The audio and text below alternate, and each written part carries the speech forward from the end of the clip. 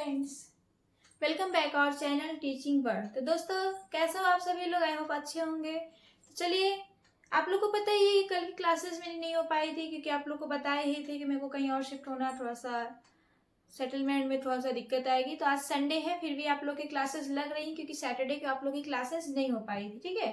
और आज बॉटनी की भी क्लासेस रहेगी फ्रेंड्स। आप लोग नोटिफिकेशन बार ऑन किए होंगे तो जैसे ही मैं बॉटनी क्लास अपलोड करूंगी तो आप लोग को पता चल जाएगा, ठीक है। तो आज संडे है, फिर भी आप लोग की आज क्लासेस चल रही है क्योंकि कल सैटरडे था, क्लासेस नहीं चली थी। तो चलिए देरी ना करते हुए हम लोग स्टार्ट करते हैं। आप लोग को पता ही है कि हम लोग इस टाइम लेके चल रहे हैं फाइलम मोलस्का, ठीक है। अभी आप लोग का यूनिट थर्ड में 2 फाइलम और बचा है, इकाइनोडर्मेटा, जिसमें सिर्फ 2 दिन की क्लासेस लगने वाली। इकाइनोडर्मेटा में सिर्फ स्टारफिश ही दिया है, स्टारफिश के लाइफ साइकिल और स्ट्रक्चर के बारे में डिस्कशन करना है।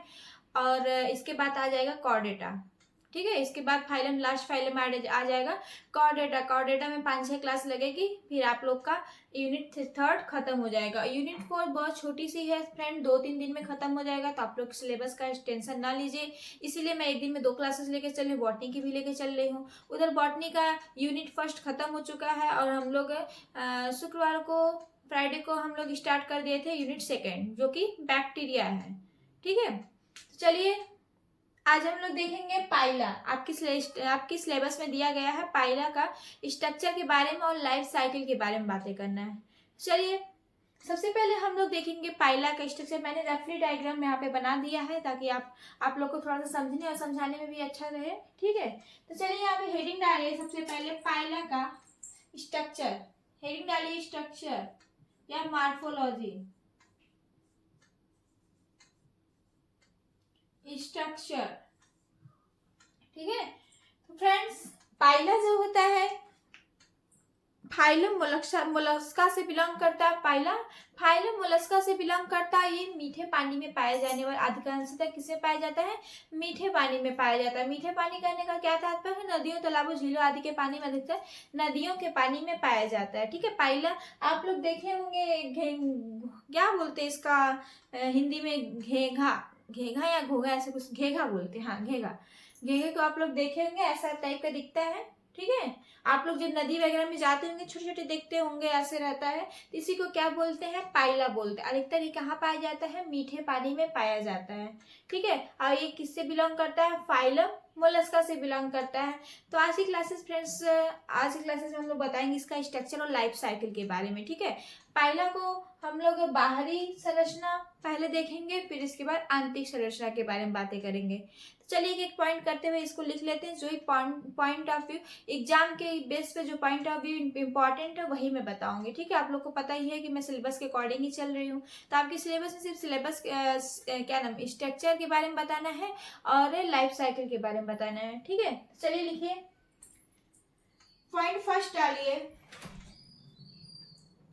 फर्स्ट पॉइंट डालिए, पाइला शब्द का, पाइला शब्द, पाइला शब्द घोंघे के लिए या घेंघे के लिए, या घेंघा ही लिखिए,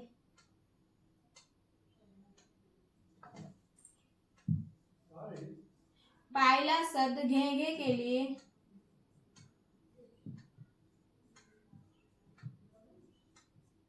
प्रयोग किया जाता है, लिए प्रयोग किया जाता है, किया जाता है। इसका आप लोग टेंशन नहीं लीजिए, अभी मैं स्ट्रक्चर के पॉइंट सारे लिखवाने के बाद स्ट्रक्चर आप लोग को समझा दूंगी, जिससे आप लोग का सारा पॉइंट क्लियर हो जाएगा, ठीक है। प्रयोग किया जाता है, यह नेक्स्ट पॉइंट, यह मीठे पानी में पाया जाता है, यह अधिकांशतः, यह अधिकांशतः, यह अधिकांशतः मीठे पानी में पाया जाता है। मीठे पानी में पाया जाने वाला जीव है, मीठे पानी में पाया जाने वाला जीव है, पाया जाने वाला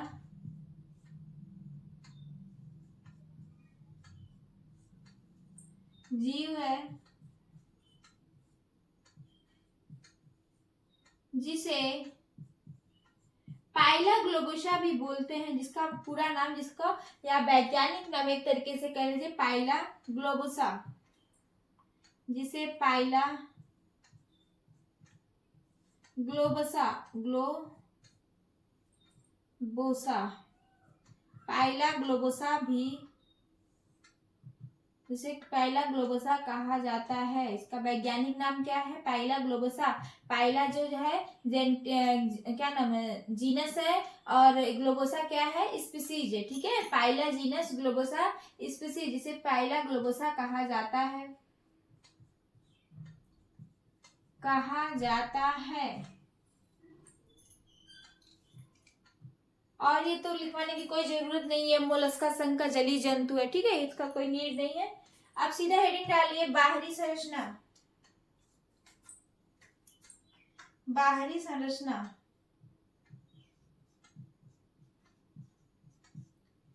बाहरी संरचना, एक्सटर्नल मॉर्फोलॉजी, संरचना। ठीक है, एक्सटर्नल मॉर्फोलॉजी। तो दोस्त, पाइला के शरीर को 3 भागों में विभाजित किया जाता है। ठीक है, पाइला के शरीर को 3 भागों में विभाजित किया जाता है। पहला जो होता है हेड होता है। ठीक है, या तो पूरा लिख लीजिए, यहीं पे लिख लीजिए। पाइला के शरीर को, पाइला के शरीर को, पाइला के शरीर को 3 भागों में, 3 भागों में विभाजित किया जाता है। विभाजित किया जाता है, किया जाता है। पहला है हेड, जिसको क्या बोलते हैं, सिर। पहला है सिर, दूसरा है पैर, दूसरा क्या है, ये 2 है, सिर, पैर। तीसरा है आंतरिक पिंड। तीसरा क्या है, आंतरिक पिंड। तीसरा आंतरिक पिंड। पहला सिर, दूसरा पैर, तीसरा आंतरिक पिंड। ठीक है, पाइला जो है फाइलम मोलस्का से बिलोंग करता है। यह जलीय जंतु अधिकतर किसमें पाया जाता है, मीठे पानी में पाया जाता है। इसका एक्सटर्नल मॉर्फोलॉजी के बारे में बात करें, एक्सटर्नल मॉर्फोलॉजी के बारे में बात करें कि पाइला के शरीर को 3 भागों में बांटा गया है। पहला क्या होता है, सिर होता है, दूसरा क्या होता है, पैर होता है, और तीसरा क्या होता है, आंतरिक पिंड होता है। ठीक है, अब हम लोग एक एक करके बात करेंगे। और इसका वैज्ञानिक नाम क्या है, पाइला ग्लोबोसा। पाइला जो है जीनस है, और ग्लोबोसा क्या है, स्पीसीज है। ठीक है, चलिए अब हम लोग सबसे पहले देखेंगे सिर। सिर के अंदर कौन कौन सा स्ट्रक्चर या ऑर्गन पाया जाता है। ठीक है, सिर के अंदर क्या क्या पाया जाता है। हेडिंग डालिए सिर।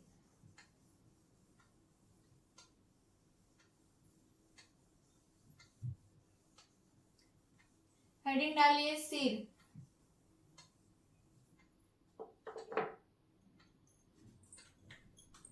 हेडिंग सिर या हेड।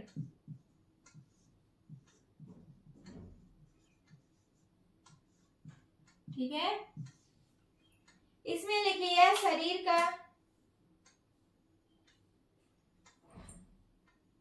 यह पाइला के शरीर का, पाइला के शरीर का, शरीर का अगला भाग होता है, अगला भाग होता है, अगला भाग होता है, जिसमें निम्न अंग पाए जाते हैं, जिसमें निम्न अंग। फ्रेंड्स साथ में लिखते चलिए, लिखने के लिए ज्यादा टाइम नहीं दूंगी। ठीक है, ऐसे क्लासेस बहुत लंबी हो जाती हैं। थोड़ा सा बस साइड हट जाऊंगी, तो जो लोग पीछे रहेंगे स्क्रीनशॉट ले लेंगे, बाद में अपना नोट्स प्रिपेयर कर लेंगे। अगर मैं ऐसे इसीलिए बोल बोल के लिखवाती हूँ, ताकि आप लोग साथ में राइट करते चलिए। ठीक है, जिसमें निम्न अंग पाए जाते हैं, पाए जाते हैं। ठीक है, पहला हेडिंग डालिए, कौन सा अंग होता है? स्पर्शक, जिसको क्या बोलते हैं? टेंटिकल्स बोलते हैं। पहला स्पर्शक, जिसको क्या बोलते हैं? टेंटिकल्स। ये किसका भाग है? सिर का भाग है। टेंटिकल्स किसका भाग है? सिर का भाग है। इसमें लिखिए सिर पर दो जोड़ी, सिर पर दो जोड़ी स्पर्शक पाए जाते हैं। दो जोड़ी स्पर्शक पाए जाते हैं। स्पर्शक पाए जाते हैं। पाए जाते हैं। ऊपरी जोड़ी स्पर्शक, ऊपरी जोड़ी स्पर्शक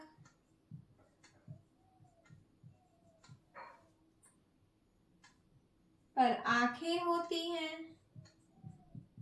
ऊपरी जोड़ी स्पर्शक पर आंखें होती हैं तथा निचला जोड़ी होती हैं तथा निचला जोड़ी तथा निचली या निचला जोड़ी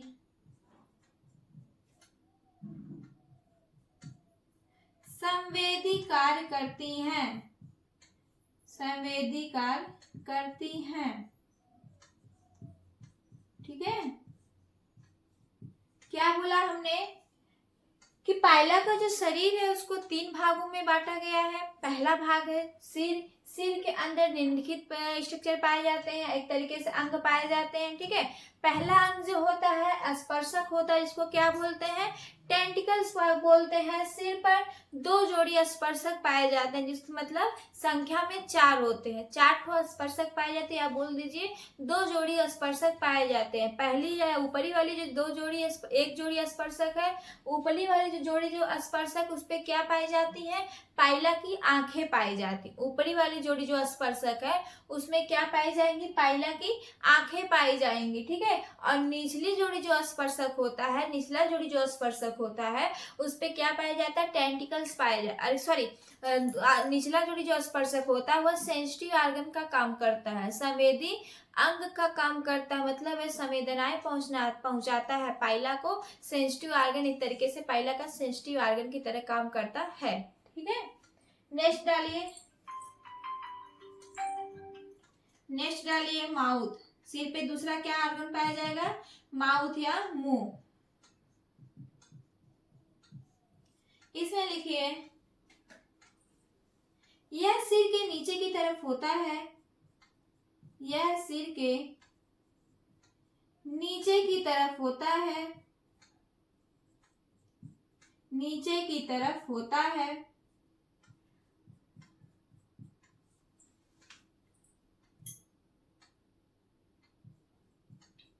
और निचले स्पर्शकों के बीच, निचले स्पर्शकों के बीच स्थित होता है। और निचले स्पर्शकों के बीच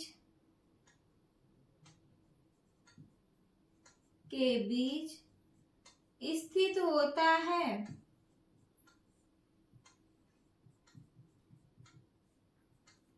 ठीक है, यह सिर के नीचे की तरफ होता है, मतलब माउथ जो होता है हेड वाले पार्ट के नीचे की तरफ होता है। और नीचे जो दो जोड़ी स्पर्शक पाए जाते हैं उनके क्या होता है? मिड में पाया जाता है। दो जोड़ी स्पर्शक के मिड में माउथ पाया जाता है। आप लोग बोलेंगे कि मैम इसमें दिख क्यों नहीं रहा, माउथ कहाँ है, टेंटिकल्स कहाँ है? तो फ्रेंड्स आप लोग फाइलम मोलस्का पढ़ रहे हैं। फाइलम मोलस्का में यही हमने बताया था जब इसका जनरल कैरेक्टर बताया था कि इसके ऊपर कैल्शियम कार्बोनेट का क्या पाया जाता है? खोल पाया जाता है, कि बहुत कठोर, इसको क्या बोलते हैं? मेंटल बोलते हैं। तो ये ऊपर वाला पार्ट हमने बनाया है स्ट्रक्चर, इसके अंदर एक सॉफ्ट बॉडी पाई जाती है। ठीक है, वही इसका जीव होता है। ऊपर ये वाला जो स्ट्रक्चर है, ये जो आप देख रहे हैं पाइला का ऊपरी खोल, इसको क्या बोलेंगे? मेंटल बोलेंगे। ये किसका बना होता है? कैल्शियम कार्बोनेट का बना, इसीलिए इसमें कोई स्ट्रक्चर नहीं दिख रहा है। ठीक है, बाकी अभी हम समझा देंगे, इसके बारे में भी डिस्कस किया जाएगा। ठीक है, स्क्रीनशॉट ले लीजिए, मैं साइड हट गई हूँ, फटाक से लीजिए।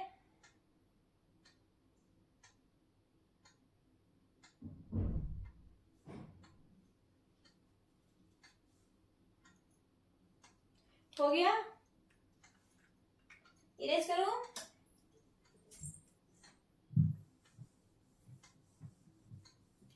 अगली हेडिंग डालिए पैर। सिर हो गया, अब पैर।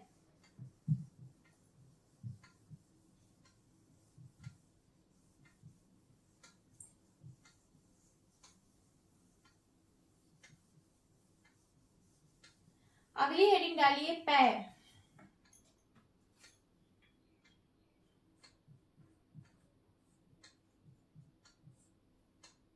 ठीक है, क्या हो गया?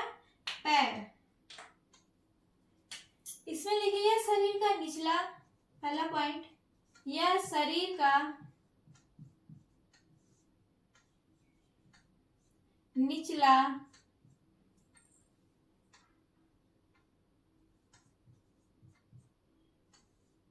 मांसल और चौड़ा, मांसल और चौड़ा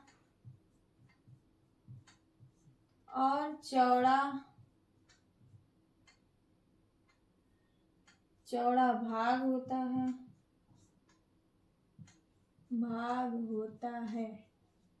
पैर जो होता है शरीर का निचला मांसल चौड़ा भाग होता है, जिसका उपयोग चलने तथा रेंगने में किया जाता है, जिसका उपयोग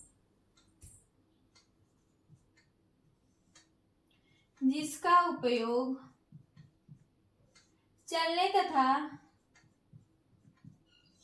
तथा रेंगने के लिए किया जाता है।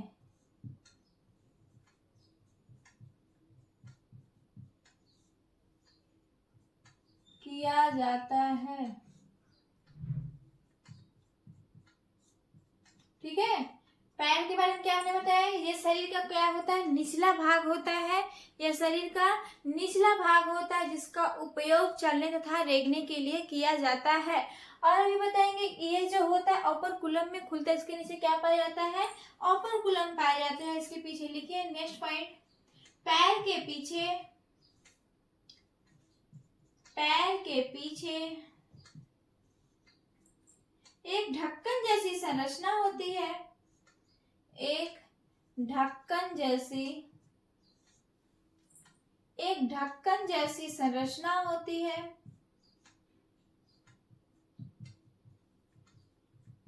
पैर के पीछे एक ढक्कन जैसी संरचना होती है, जिसे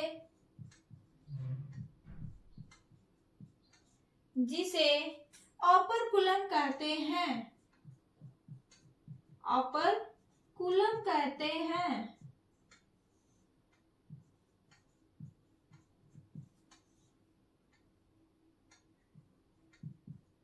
जो खतरे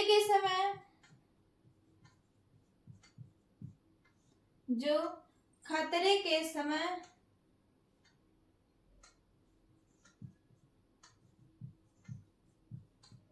कवच के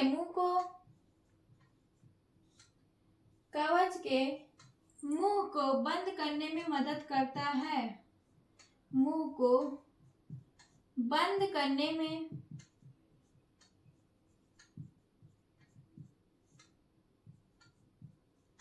मदद करता है।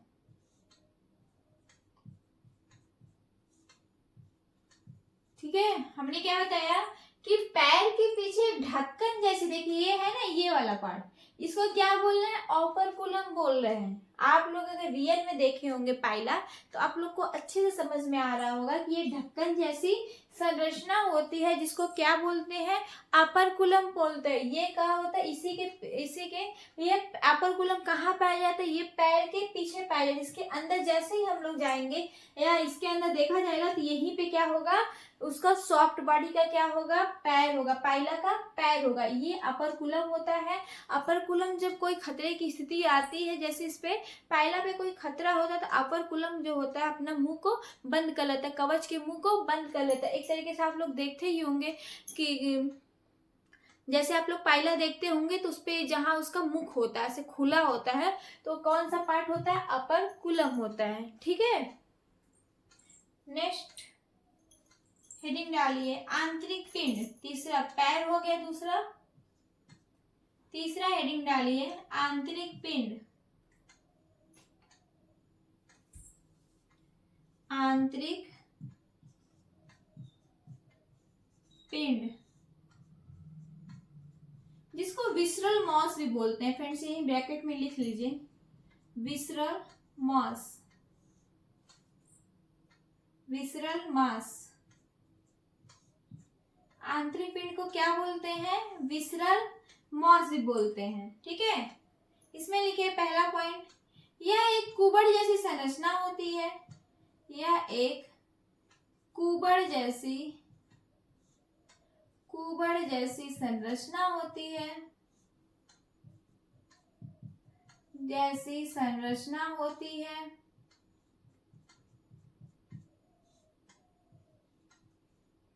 ठीक है, यह कुबड़ जैसी संरचना होती है जिसमें पाइला के अधिकांश अंग पाए जाते हैं। पाइला के अधिकांश अंग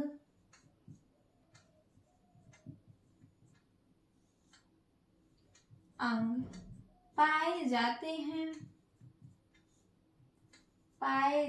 हैं। यह एक कुबड़ जैसी संरचना होती है जिसमें पाइला के अधिकांश अंग पाए जाते हैं। जैसे कौन कौन से अंग? पाचन तंत्र हो गया इसका, ठीक है, स्क्रीटरी आगे में, सब किसमें पाए जाते हैं? आंतरिक पिंड या विसरल मास में पाए जाते हैं। ये वाला जो देखिए, ये कुबड़ जैसी संरचना दिख रहा है, ये वाला पार्ट देखिए, पाइला का 3 भाग में बांटा गया है। ये वाला हो गया, ये देखिए आपको 3 पार्ट में डिवाइड दे रहा है ना, बाहर से 3 पार्ट में डिवाइड। एक apex of cell, apex of cell में ही माउथ रहेगा, टेंटिकल्स वगैरह इसका होता होगा। और ये देखिए, ये दूसरा वाला पार्ट जो है, यहाँ से यहाँ तक का जो पार्ट है, इसको क्या बोलते हैं? विसरल मास। ठीक है, या आंतरिक पिंड बोलते हैं। कैसी स्ट्रक्चर होती है?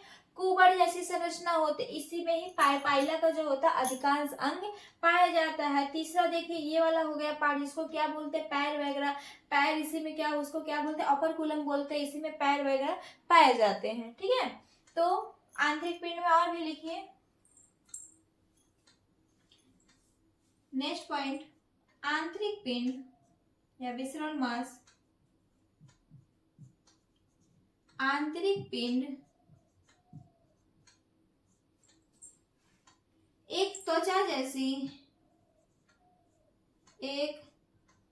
जैसी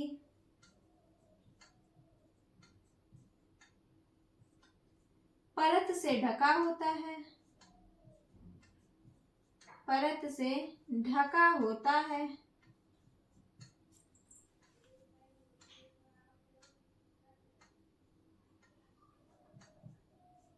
ढका होता है, जिसे मेंटल या प्रवार कहते हैं। जिसे मेंटल कभी तक आपको लर्न हो गया होगा ना, बार बार इसका नाम आ रहा है, जब से फाइलम मोलस्का स्टार्ट किए तब से आया।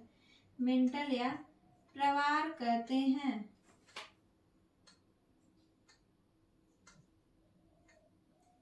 प्रवार कहते हैं।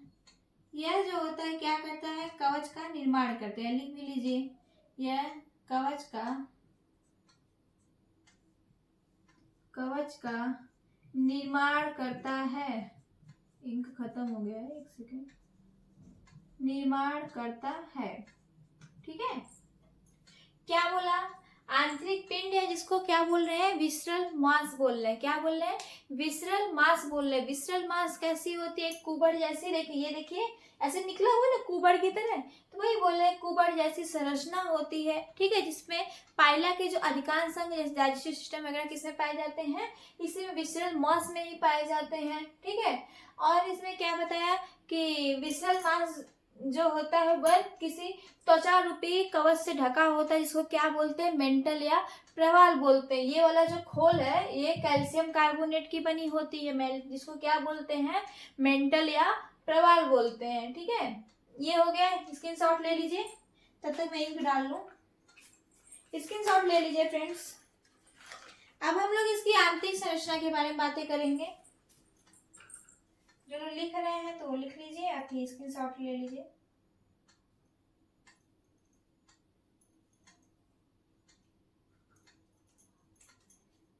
लिखने वाले फटाक से लिखे, मैं इंक डालने खत्म।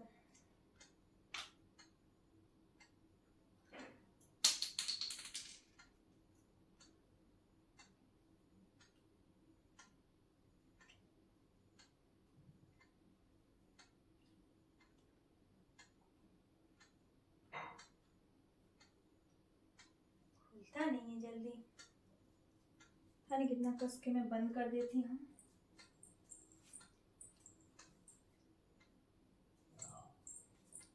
हो गया फ्रेंड्स, हो गया है। तो अब हेडिंग डालिए आंतरिक संरचना, या मैं साइड हटके ही कर रही हूँ, तो लिख लीजिए, जो लोग लिख रहे हैं लिख लीजिए।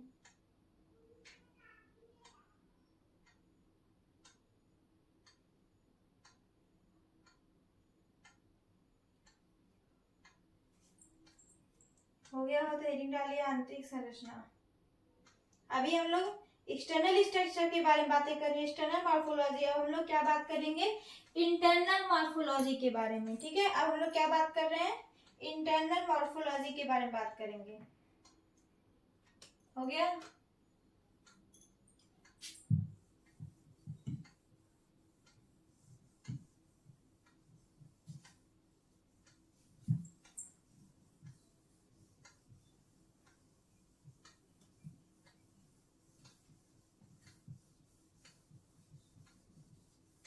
डालिए हेडिंग डालिए आंतरिक संरचना।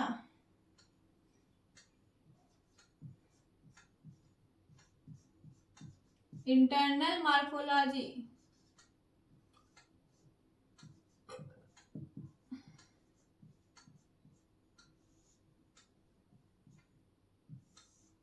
इंटरनल मॉर्फोलॉजी में पहले लिखिए हेडिंग, अरे पहले पॉइंट लिखिए सीधा, हेडिंग ही डाल लीजिए। पहले हेडिंग डालिए बॉडी वॉल। ये इंक डालने के बाद क्यों नहीं चल रहा यार, इसका अलग नौटंकी होता है मार्कर का। चलिए छोड़िए, इसको छोड़िए। पहला डालिए बॉडी वॉल, या जिसको क्या बोलते हैं, देह भित्ति। हिंदी लिखिए पहले, देह भित्ति, इसको क्या बोलते हैं, बॉडी वॉल। बॉडी वॉल, ठीक है। आंतरिक संरचना में पहली हेडिंग हो गई देह भित्ति, या इसको क्या बोल रहे हैं, बॉडी वॉल बोल रहे हैं। इसमें लिखिए या एपिडर्मिस, और या एपिडर्मिस। एपिडर्मिस कौन सी लेयर होती है, बाहरी लेयर। एपिडर्मिस और डर्मिस से मिलकर बनी होती है। एपिडर्मिस और डर्मिस से मिलके, डर्मिस से मिलकर यह बनी होती है, बनी होती है।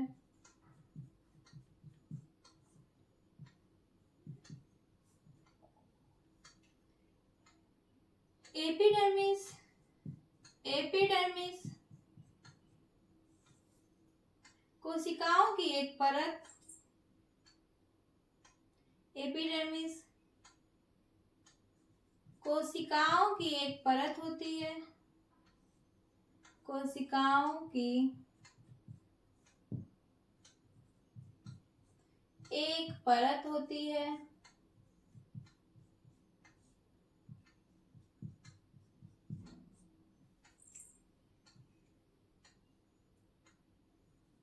जो म्यूकस तथा, जो म्यूकस मतलब साइवा, ठीक है, म्यूकस तथा चूना स्रावित करती है, चूना स्रावित करती है, ठीक है। क्या बोला हमने, बॉडी वॉल जो होती है, बॉडी वॉल पे दो लेयर पाया जाता है, एपिडर्मिस और डर्मिस, ठीक है। बॉडी वॉल जो इसकी होती है उस पे दो लेयर पाया जाता है, एपिडर्मिस और डर्मिस। एपिडर्मिस जो होता है फ्रेंड्स वो बाहरी लेयर होता है, और डर्मिस जो होता है वह आंतरिक लेयर होता है या इंटरनल लेयर होता है। और एपिडर्मिस जो होती है वह सेल्स की परत होती है, और ये क्या सिक्रेट करती है, चूना तथा म्यूकस का सिक्रेशन करती है। एपिडर्मिस का क्या फंक्शन होता है, यह चूना और म्यूकस का सिक्रेशन करती है, ठीक है। नेक्स्ट लिखिए, नेक्स्ट दूसरा हेडिंग डाल लीजिए श्रवण प्रणाली, क्या नाम, श्वसन, क्या बोल रही हूँ मैं, श्वसन प्रणाली या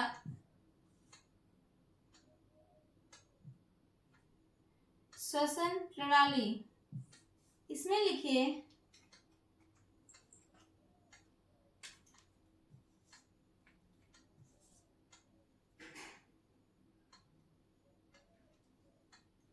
थोड़ा सा एडजस्ट कीजिएगा इनका, हल्का अगर चल रहा होगा ये वाला मार्कर तो, उस वाले मार्कर जब से इंक डाले चल ही नहीं रहा है। श्वसन प्रणाली लिखिए, पायला में जलीय तथा वायवीय श्वसन दोनों प्रकार से होता है। जलीय श्वसन कैसे होता है? जलीय श्वसन जो होता है फ्रेंड्स वह कैसे होता है? गलफड़ों के द्वारा होता है, ठीक है, गिल्स के द्वारा, गलफड़ों के द्वारा होता है जलीय श्वसन। और अगर कोई इसमें पूछ रहा है कि वायवीय श्वसन कैसे होता है, वायवीय श्वसन कैसे होता है, वह लंग्स के द्वारा होता है या फेफड़ों के द्वारा। यहाँ तो ब्रैकेट में करके लिख भी लीजिए ताकि आप लोग को रिविजन और आपको समझ में अच्छा रहेगा। पहला जली गलफड़ों,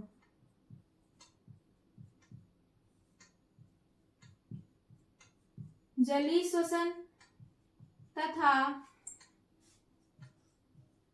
वायवीय श्वसन, वायवीय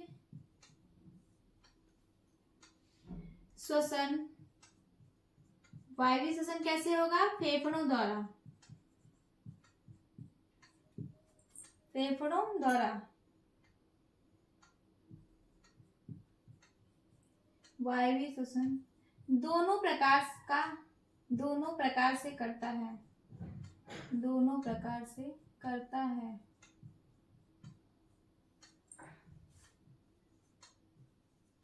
कहने का तात्पर्य ये है कि यह जब जल में रहेगा, जब पायला जल में रहेगा तो वह कैसा श्वसन करेगा? जलीय श्वसन करेगा। जलीय श्वसन के लिए क्या इसमें पाया जाता है? गलफड़ा जैसी कोई संरचना होती, गलफड़े के जैसे संरचना होती, उसके द्वारा क्या करता है? जल में श्वसन करता है। और अगर ये जल से बाहर रहेगा, वायु में रहेगा या स्थल पे रहेगा, तो जहाँ वायु अवेलेबल होती है वहां पे ये श्वसन कैसे करता है? इसके शरीर में फेफड़े की जैसी कोई संरचना पाई जाती है, लंग्स की जैसी संरचना पाई जाती है, उसके द्वारा यह श्वसन करता है। ठीक है, नेक्स्ट हेडिंग लिखिए रक्त परिसंचरण। इसमें इसका ब्लड सर्कुलेशन कैसे होता है? तो इसमें फ्रेंड्स जो होता है इसमें ओपन टाइप का ब्लड सर्कुलेशन पाया जाता है। रक्त परिसंचरण, पहले हेडिंग डालिए फिर फाइंड करके लिखें। रक्त परिसंचरण, इसमें लिखिए पायला में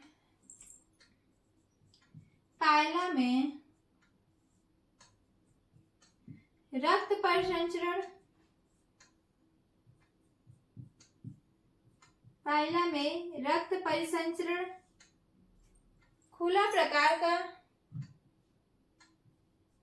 आप लोग को बताया था ना कि रक्त परिसंचरण कितने प्रकार का होता है? 2 प्रकार का, बंद और खुला, ओपन एंड क्लोज। खुला प्रकार का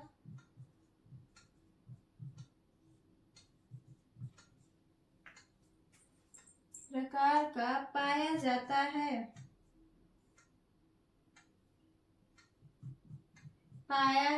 है, जिसमें रक्त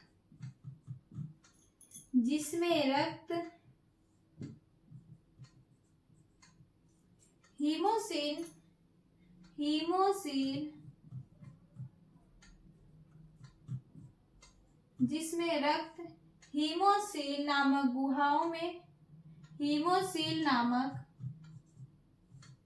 गुहाओं में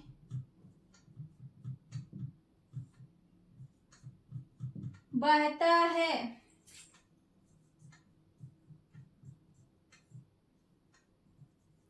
ठीक है, रक्त परिसंचरण की बात करें अगर पायला के अंदर फ्रेंड्स जो होता है उसमें कैसा पाया जाता है? रक्त परिसंचरण ओपन टाइप का परिसंचरण तंत्र पाया जाता है। और इसमें रक्त जो होता है इसमें हीमोसिल नामक गुहा होती है, उसमें रक्त क्या होता है? फ्लो करता है। हीमोसिल नामक गुहा होती है, इंपॉर्टेंट है, ठीक है, इसको मार्क कर लीजिएगा। हीमोसिल नामक गुहाओं में इसका रक्त परिसंचरण होता है। ठीक है, लिखिए, स्क्रीनशॉट है तो लीजिए, या तो लिखिए तो मैं इसको सही कर लूं।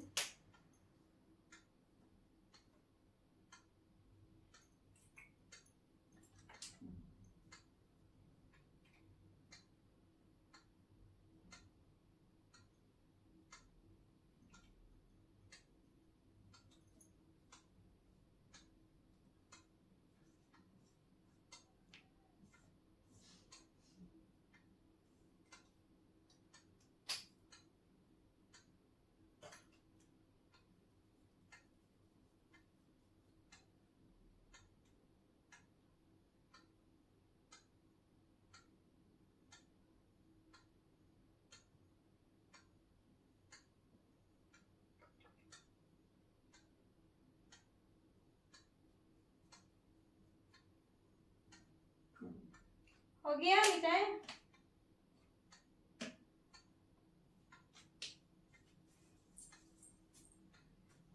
अभी स्ट्रक्चर भी देख लीजिए लगे हाथ, फिर हम लोग अब इसका लाइफ साइकिल के बारे में बातें करेंगे, ठीक है।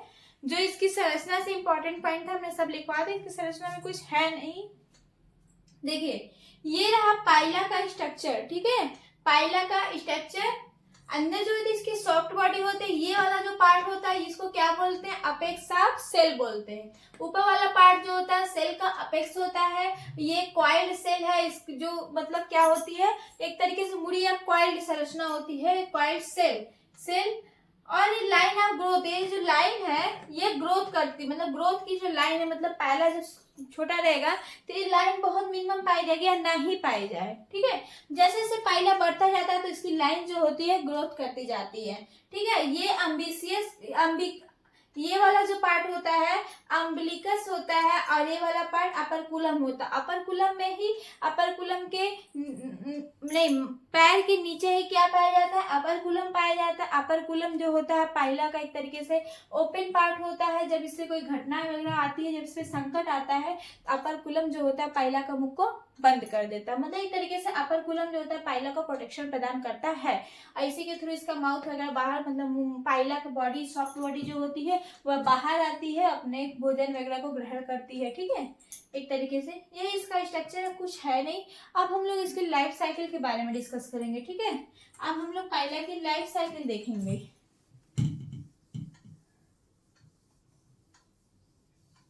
जीवन चक्र, इसका फ्रेंड जीवन चक्र भी बहुत सिंपल है, कुछ नहीं है, ठीक है। मैंने सोचा कि आज आपका पाइला की क्लास ना लेके सीधे इकाइनोडर्मेटा स्टार्ट करते हैं, क्योंकि जैसे मैंने कल पढ़ाया था, अपने कल नहीं फ्राइडे वाली क्लास ली थी,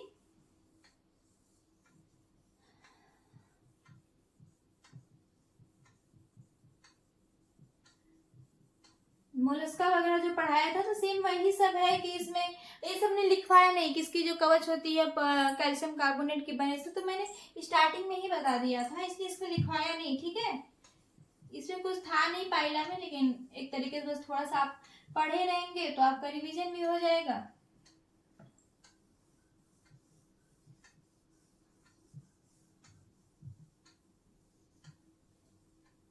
चलिए डाली heading life cycle. Life cycle,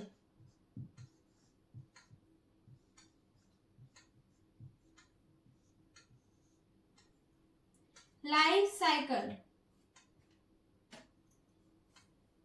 friends, Pila की जो लाइफ साइकिल होती है, अभी हमने बताया कि बहुत सिंपल टाइप की होती है, ठीक है। पाइला की लाइफ साइकिल बहुत सिंपल टाइप की होती है, इसमें कोई लार्वा स्टेज नहीं होता है, मतलब इसमें कुछ लार्वा वगैरह नहीं बनता है। सीधे पाइला जब फर्टिलाइज, जब पाइला मेल फीमेल मिलते हैं। और एक चीज और हमने इसमें लिखवाया नहीं, भूल गई, पॉइंट आप लोग लिख लीजिएगा कि मेल पाइला, फीमेल मतलब पाइला जो होते एक लिंगी होता है। वैसे मैंने स्टार्टिंग में मोलस्का में तो बताया था ये वाला पॉइंट। पाइला जो होते एक लिंगी होता है। एक लिंगी कहने का मतलब जो होता है कि मेल बॉडी अलग होती है, फीमेल बॉडी अलग होती है, ठीक है। और हमने अभी भी क्या बताया कि हाँ, पाइला में कोई लार्वा स्टेज नहीं आती है। इसका जो डेवलपमेंट होता है प्रत्यक्ष तरीके से होता है, ठीक है। जब मेल और फीमेल पाइला फ्यूजन करते हैं तो इनका स्पर्म ओवा मिलता है, तो फर्टिलाइजेशन होता है। फर्टिलाइजेशन क्या होता है, कैसे होता है, इनमें इंटरनल फर्टिलाइजेशन पाया जाता है। इंटरनल फर्टिलाइजेशन कहने का मतलब क्या होता है कि जब मेल और फीमेल मिलेंगे और फीमेल पाइला के शरीर के अंदर ही इसका फर्टिलाइजेशन होगा, ठीक है। इसका ओवा स्पर्म से मिलेगा और जाइगोट का फॉर्मेशन करेगा। फर्टिलाइजेशन के बाद क्या बनता है, जाइगोट बनता है। तो इंटरनल फर्टिलाइजेशन करने का क्या तात्पर्य है कि पाइला के शरीर के अंदर फर्टिलाइजेशन होगा, ठीक है। और हमने क्या बताया कि ये एक लिंगी होते हैं, ठीक है। मेल फीमेल अलग होता हो तो हो ही गया। और इसमें प्रत्यक्ष डेवलपमेंट होता है। प्रत्यक्ष डेवलपमेंट वो होता है जिसमें लार्वा स्टेज नहीं आती है, और जिसमें लार्वा स्टेज आती है वह अप्रत्यक्ष डेवलपमेंट होता है, ठीक है। डेवलपमेंट दो प्रकार के होते हैं, अप्रत्यक्ष और प्रत्यक्ष। प्रत्यक्ष मतलब जिसमें लार्वा स्टेज नहीं आती है, और अप्रत्यक्ष डेवलपमेंट वो होता है जिसमें लार्वा स्टेज आती है, ठीक है। फिर वही पायला सीधे अंडा जो होता है शिशु पायला का निर्माण कर देगा और एक बार में 200 से 250 अंडे देती है। मादा पायला एक बार में 200 से 250 अंडे देती है, जो अंडे लगभग आके समुद्र के किनारे या नमी वाले स्थानों में दिया जाता है। ठीक है, यही सब लिखना और इसके लाइफ साइकिल में कुछ भी नहीं है। ठीक है, अब उसी को हम चरण में करके लिखवाएंगे, थोड़ा सा लेंदी भी हो जाएगा। ऐसे आप लोग कहिए तो डायरेक्ट लिखवा दें, जितना ही बताया बस इसका लाइफ साइकिल यही है। लेकिन चरण वाइज थोड़ा लिखेंगे तो अगर एग्जाम के पॉइंट ऑफ व्यू से कोई क्वेश्चन रहेगा तो वहां से मिल जाएगा। ठीक है, चलिए डालिए, लिखिए, पहले इसमें लिख ही लीजिए पायला। आज क्या हो गया है फ्रेंड्स मार्कर को?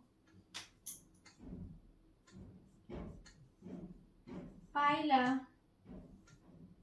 का जीवन चक्र, पायला का जीवन चक्र बहुत सरल तथा, एक मिनट,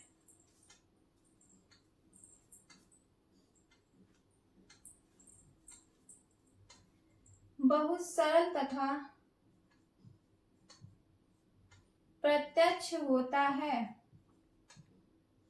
या प्रत्यक्ष होता है, जिसमें होता है जिसमें लार्वा चरण, जिसमें लार्वा चरण, जिसमें लार्वा चरण या लार्वा अवस्था यहाँ लिख लीजिए, ज्यादा अच्छे से क्लियर रहेगी आपको। लार्वा अवस्था, जिसमें लार्वा अवस्था नहीं पाई जाती है, लार्वा अवस्था नहीं पाई जाती है,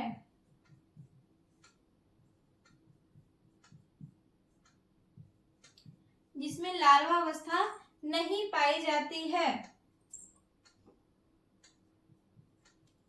इसका मतलब इसमें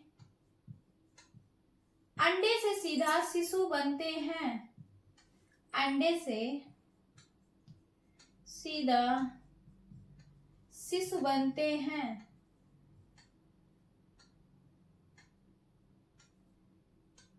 शिशु बनते हैं। ठीक है, अब इसमें लिखिए पायला के जीवन चक्र का हेडिंग पहले डालिए, मुख्य चरण, पायला के जीवन चक्र का, पायला के जीवन चक्र का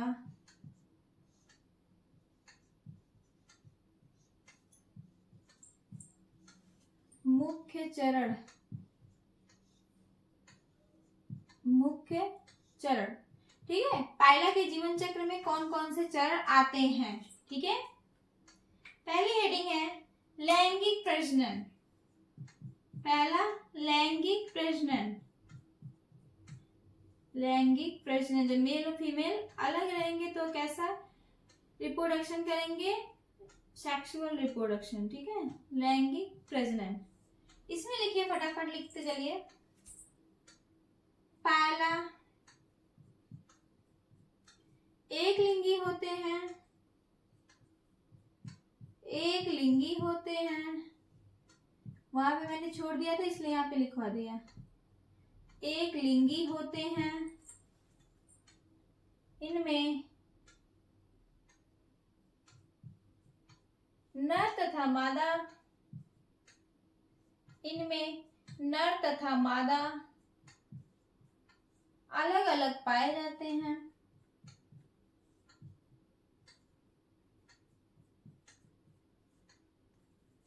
पाए जाते हैं। ठीक है, तथा इनमें आंतरिक निषेचन होता है, तथा इनमें आंतरिक निषेचन होता है, आंतरिक निषेचन होता है। आंतरिक निषेचन बोले तो इंटरनल फर्टिलाइजेशन, जिसका अर्थ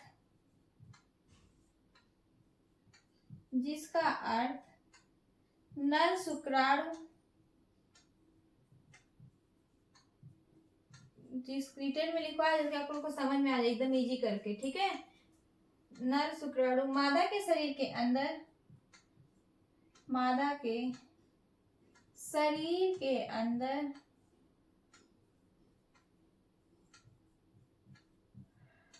नर शुक्राणु मादा के शरीर के अंदर छोड़े जाते हैं,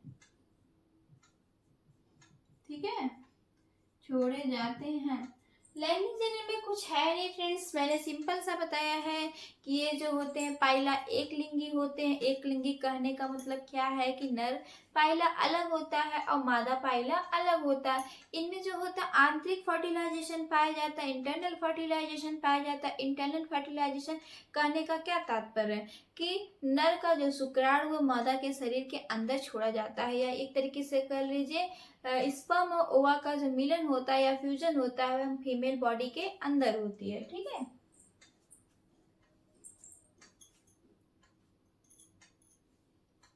दूसरा हेडिंग डाल लीजिए अंडे देना। दूसरा, इसको भी खोला। दूसरा अंडे देना।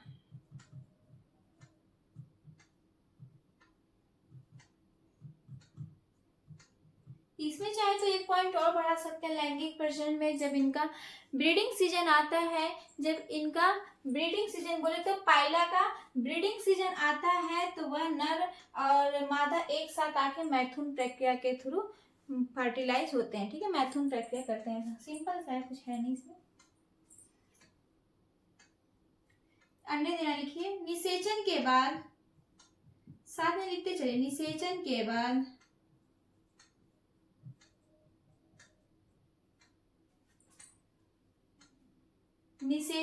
बाद मादा पाइला अंडे देने के लिए जल से बाहर आती है। अंडे देने के लिए जल से बाहर आती है।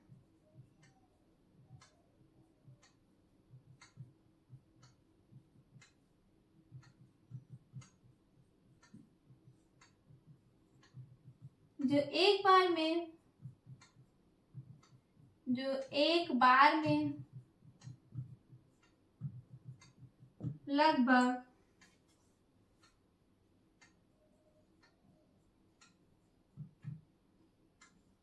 200 से 250 अंडे देती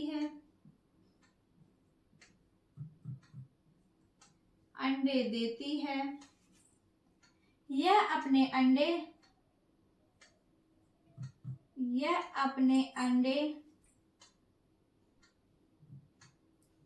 नमी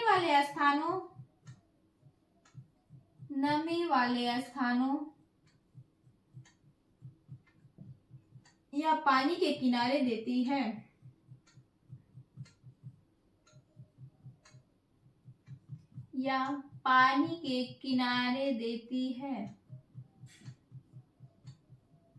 ठीक है।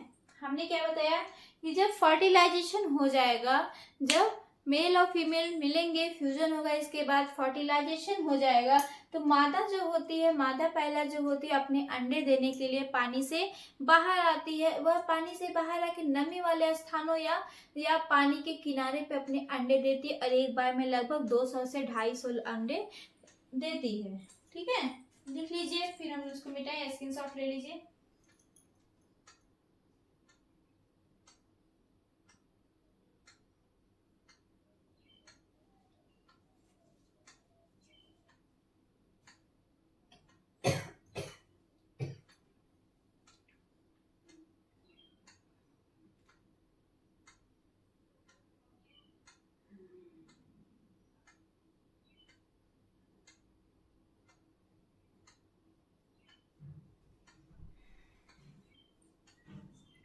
हो गया? सोचा मीठ नहीं रहा, उल्टा मीठा।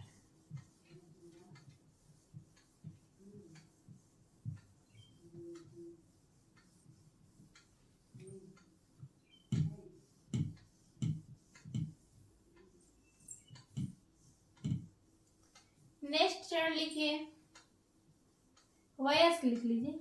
नेक्स्ट चरण वयस्क, ठीक है, या वयस्क का विकास डाल लीजिए। नेक्स्ट लिखिए, थर्ड है ना, थर्ड क्या है? वयस्क अवस्था या वयस्क का चरण, वयस्क चरण, ठीक है। इसमें लिखिए अंडे का धीरे धीरे विकास होता है, या सीधी लिखिए अंडे का विकास पूरा होने के बाद, विकास पूरा होने के बाद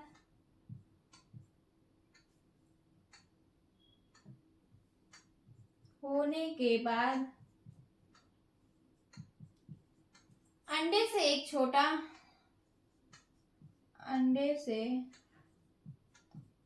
एक छोटा घेंघा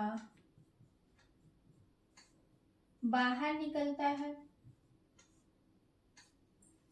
बाहर निकलता है,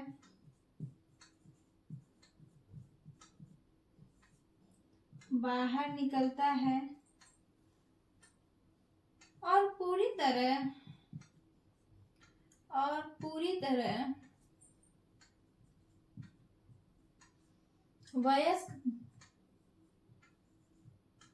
वयस्क पायला या घेंघा की तरह दिखाई देता है, की तरह दिखाई देता है, दिखाई देता है, ठीक है।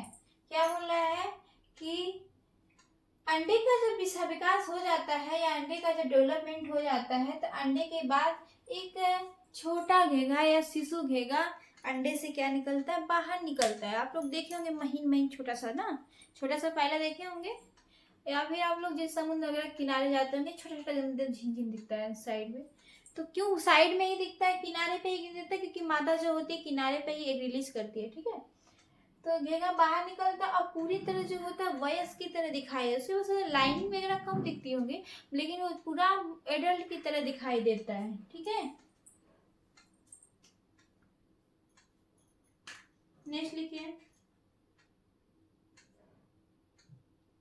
नया निकला घेंघा या पायला, नया निकला घेंघा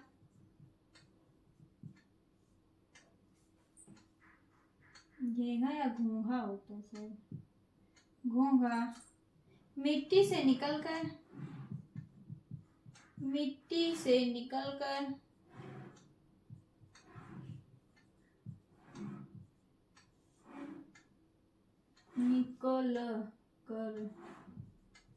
पानी में चला जाता है, पानी में चला जाता है। नया निकला घेंघा मिट्टी से निकलकर पानी में चला जाता है और भोजन करके धीरे धीरे बढ़ता है, भोजन वगैरह करके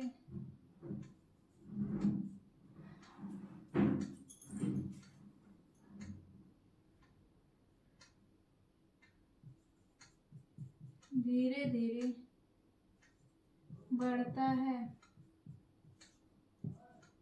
कुछ समय बाद यह वयस्क की तरह, कुछ समय बाद